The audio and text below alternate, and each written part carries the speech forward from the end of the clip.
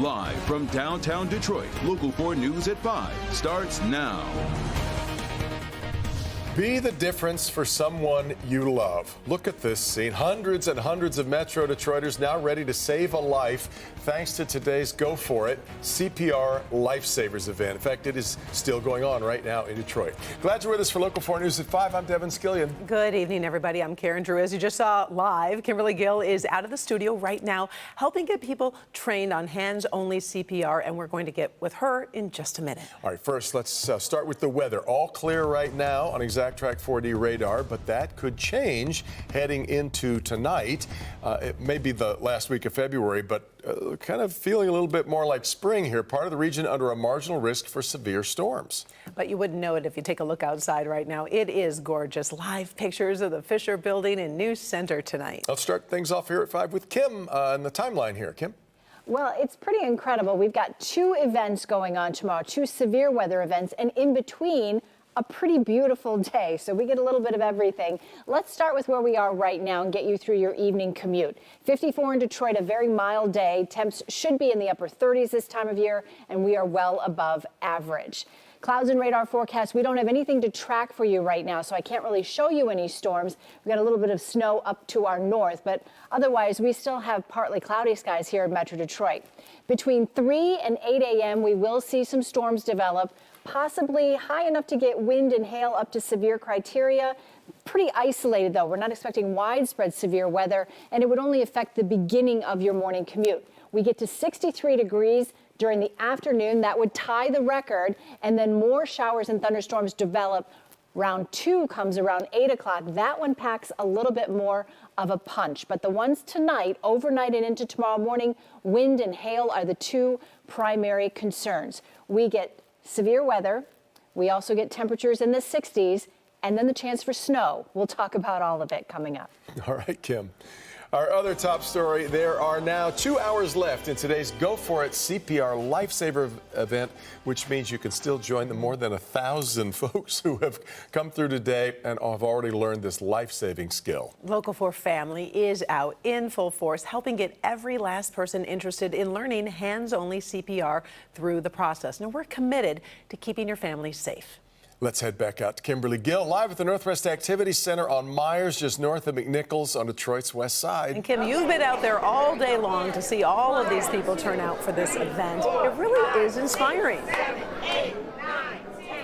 Oh, Karen, it is inspiring, it's heartwarming, it's touching to see all these people come out in the community to take part in learning hands-only CPR. It really is incredible. So far, we've had more than 1,200 people to come, and we still, as you said, have a couple hours to go.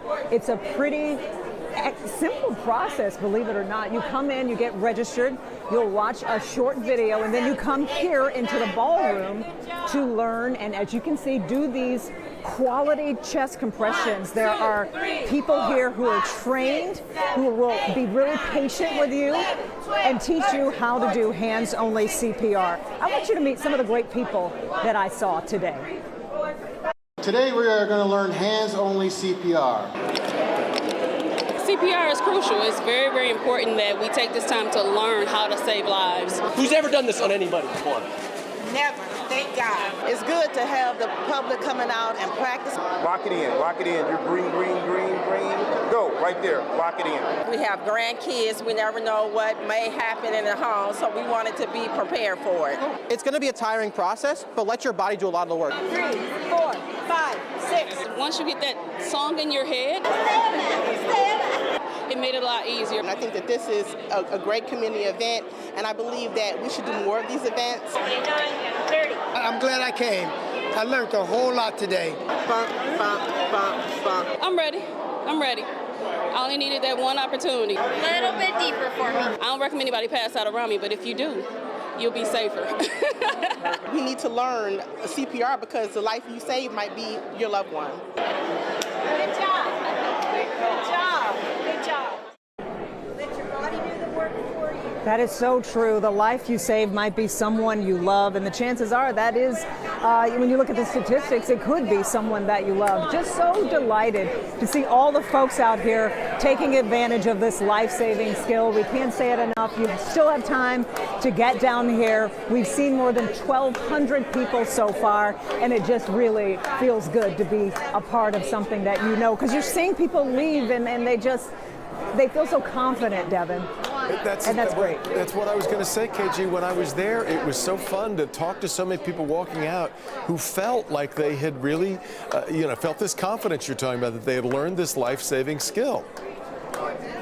Because, if you think about it, there are so many reasons why people might feel a little bit of anxiety or a little bit scared to do this on people. We talked last week, I interviewed a fire captain who talked about some of the reasons some people feel uncomfortable doing CPR on women and how there are laws that protect you. So you come here, you get all your questions answered. As I said, there's a quick video that talks about that. You get to come in here, and everybody, if you just pan around, this is a new crew that just came in from watching that video, and they are each going to get an opportunity to try this. And you're right, they're leaving here confident, with smiles, and it has just been a wonderful time.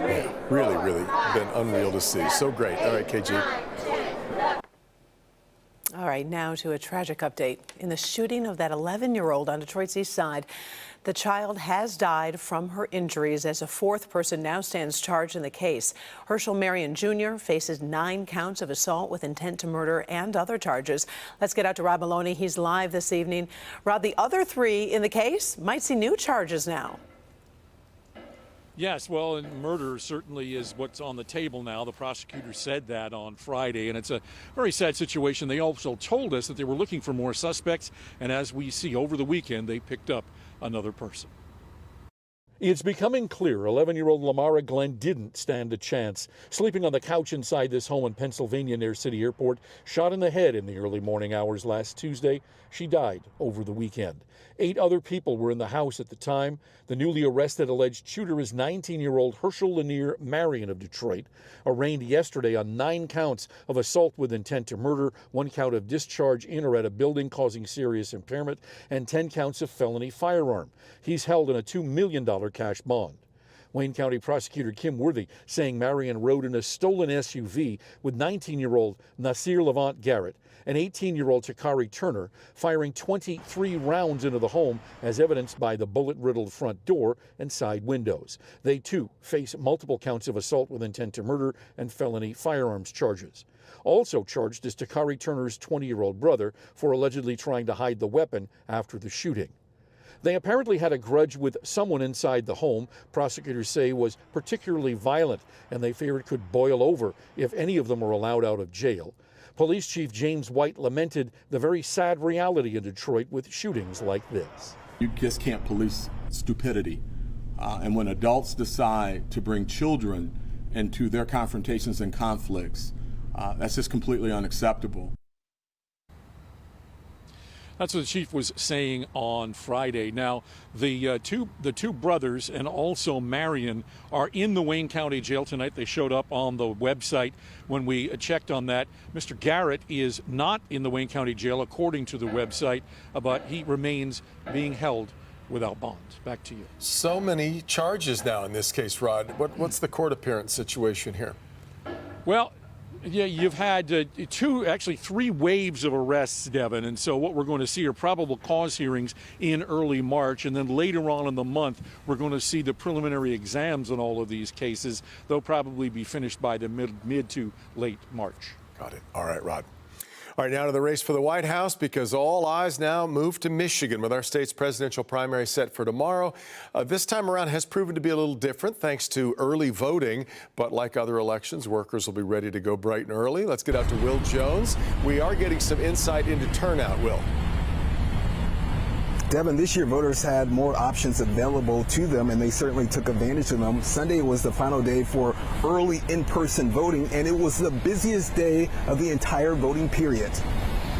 Ahead of the primary, more than 1 million ballots have been cast in Michigan, according to Michigan's Secretary of State. And for a presidential primary, where each major party has a candidate with a commanding lead, we're still approaching half of the total turnout before Election Day for the entire 2020 presidential primary. Absentee ballots making up the overwhelming majority, 934,000, followed by 78,000 early in-person ballots. This is the first year voters have the option to vote early in person in a statewide election. And it shows that Michigan voters, when they have options to vote, they embrace those options. Tomorrow night, political strategists are going to be watching former President Trump's margin of victory. I expect he will win by a margin of 40% or more. And I just don't know, after that, how Nikki Haley can continue into Super Tuesday. They're also going to be looking at the number of uncommitted votes in protest of President Biden's handling of the war in Gaza. If you're trying to influence this race, I would look to Ric Flair and say, if you want to beat the man, or if you want to be the man, you got to beat the man. And they're going to get 15% of the vote tomorrow tops. Polls open at 7 Tuesday morning and they close at 8 at night. And Benson wanted to emphasize that none of the early votes will be counted until the polls close. We're live in News Center. Will Jones, Local 4. All right, Will. And Local 4 is your home for primary night coverage tomorrow night at 10. Hope you'll join me, Kimberly, and Kristen McDonald. We're going to be joined by experts and special guests to break down the results. We'll be looking into the top issues for voters and what's next in Decision 2024 tomorrow night at 10 p.m., streaming only on Local 4 Plus and clickondetroit.com.